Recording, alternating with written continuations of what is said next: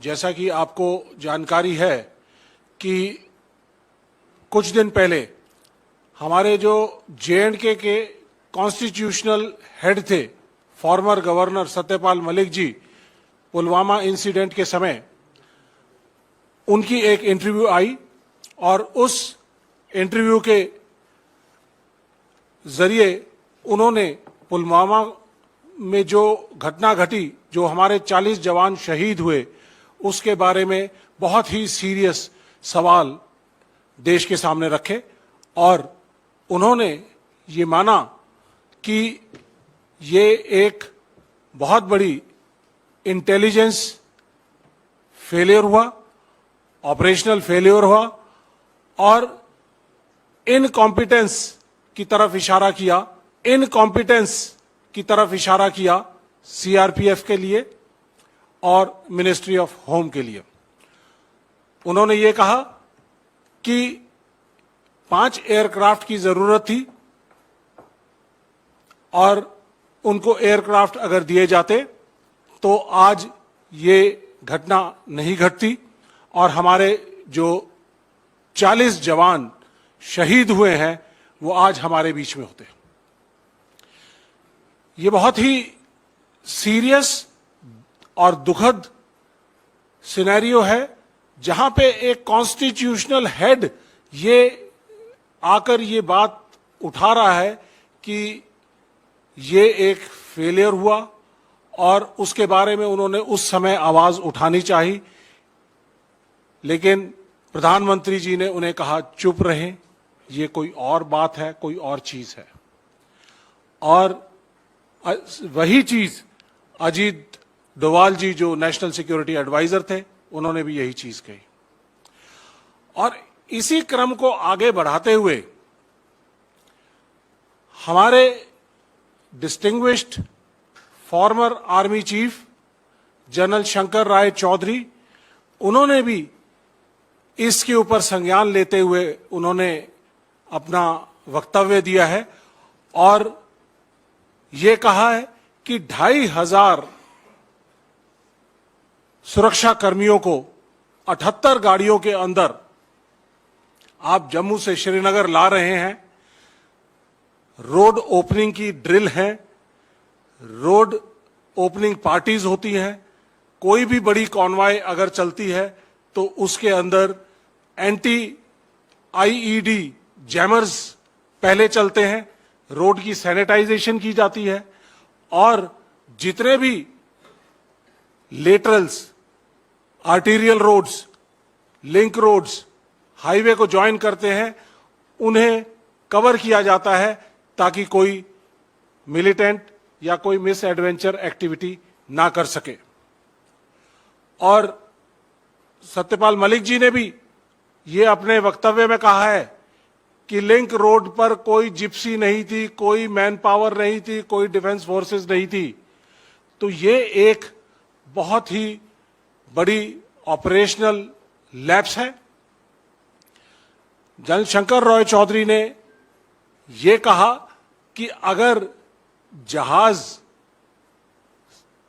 CRPF को दिए जाते तो आज ये दुर्घटना नहीं घटती। इसके अलावा इंटेलिजेंस की जो इनपुट्स पिछले कुछ 1 महीने से 2 जनवरी से लेके और 13 फरवरी तक लगातार आ रही थी कि कोई भी मिलिटेंट एक्टिविटी हो सकती है, वारदात हो सकती है, सॉफ्ट टारगेट हैं कॉन्वॉयज, उनके ऊपर मिलिटेंट एक्टिविटी हो सकती है, अटैक हो सकता है, एम्बुश हो सकता है। उसके बावजूद उसके ऊपर कोई एक्शन नहीं लिया गया। इसके अलावा सत्यपाल मलिक जी ने भी कहा और उसको रीइंफोर्स किया जनरल शंकर राय चौधरी जी ने कि 300 किलो आरडीएक्स अगर एक गाड़ी के अंदर 10 से 12 दिन वहां पर घूम रहा है तो इसका मतलब ये बहुत बड़ी एक साजिश थी और एक बहुत बड़ी इंटेलिजेंस और सिक्योरिटी फेलियर था। हम लोगों ने उस इलाके में काम किया है अगर 10-15 किलो आरडीएक्स भी आसपास कहीं पता चलता है कि किसी इलाके के अंदर है, तो पूरी की पूरी सिक्योरिटी फोर्सेस अलर्ट हो जाती हैं और उस एक्सप्लोसिव को और उसके सोर्स को ढूंढने की कोशिश करती हैं और निष्क्रिय करने की कोशिश करती हैं। लेकिन मुझे अचरज है इस बात का कि 300 किलो आरडीएक्स 10 से 12 दिन तक एक गाड़ी के अंदर घूम रहा है और सिक्योरिटी फोर्सेस को या इंटेलिजेंस नेटवर्क को ये जानकारी नहीं हुई। और जो अगर ये जानकारी, पुख्ता जानकारी अगर आगे पास की जाती और इनको मिलिटेंट्स को अगर पकड़ा जाता, तो आज ये सभी शहीद जवान हमारे बीच होते।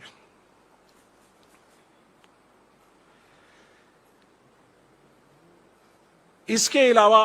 जनरल शंकर रॉय चौधरी ने बड़े ही वैलिड सवाल पूछे हैं। उन्होंने कहा है, कोट, ये अंग्रेजी में है, the primary responsibility behind the loss of lives in Pulwama rests on the government headed by Prime Minister. And he also says NSA, who advised him, should also get his share of blame for the intelligence failure. क्या कोई responsibility या accountability इस failure की किसी के ऊपर fix की गई? मिनिस्ट्री ऑफ होम के ऊपर फिक्स की गई, सीआरपीएफ के कमांडर्स के ऊपर फिक्स की गई, या नेशनल सिक्योरिटी एडवाइजर के ऊपर फिक्स की गई? जो बेसिक, जो मूलभूत ढांचा है उसके हिसाब से जो इंटेलिजेंस इनपुट्स देने की जो जिम्मेदारी है आईबी की, रॉ की और इंटेलिजेंस एजेंसीज की, वो नेशनल सिक्योरिटी एडवाइजर के ज्यूरिसडिक्शन के अंदर आता है। और ये पुख्ता सबूत, जो पुख्ता इंफॉर्मेशन है, ये सिक्योरिटी फोर्सेस को क्यों नहीं दी गई? और अगर ये दी जाती तो शायद ये इंसिडेंट नहीं होता। मोटे तौर पे जनरल रॉय चौधरी ने कहा है, फिर दोबारा से मैं उनकी कोट करता हूं,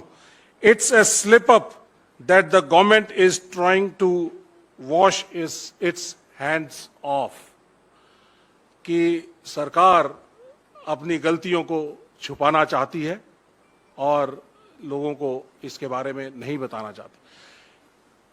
ये बहुत ही सीरियस सवाल हैं जो कि सिक्योरिटी एजेंसीज जो वहां पर अपनी जान को जोखिम में डालकर देश की एकता और अखंडता को बचाने के लिए जे&के के अंदर और बॉर्डर्स के ऊपर और नॉर्थ ईस्ट के अंदर जो अपनी अनफ्लिंचिंग लॉयल्टीज के साथ वहां पर काम कर रहे हैं, और अगर उनको जो बैकबोन सपोर्ट इंटेलिजेंस नेटवर्क की मिलनी चाहिए, अगर वो ना मिले तो उनके लिए बड़ा ऑपरेट करना बड़ा मुश्किल हो जाएगा। तो इन सब चीजों का संज्ञान और आप लोगों को बताते हुए मैं डिफेंस फ्रेटर्निटी की तरफ से और देश के सैनिकों की तरफ से और देश की तरफ से ये मैं सवाल उठाना चाहता हूं कि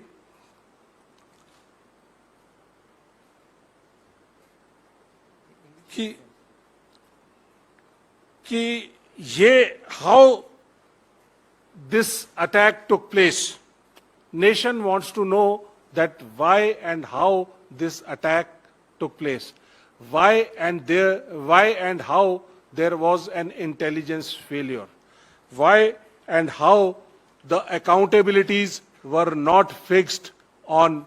CRPF, MHA, NSA, PMO, and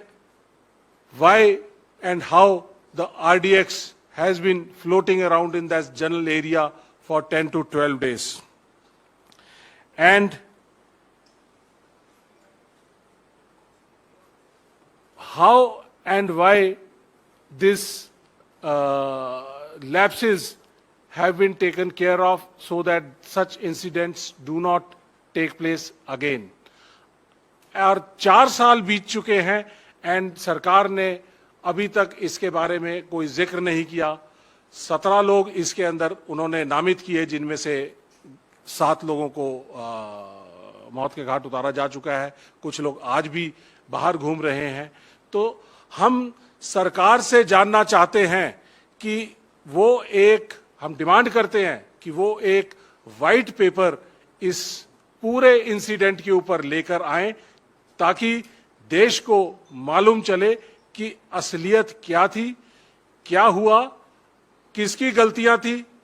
किनकी वजह से हमारे सैनिकों ने शहादत दी और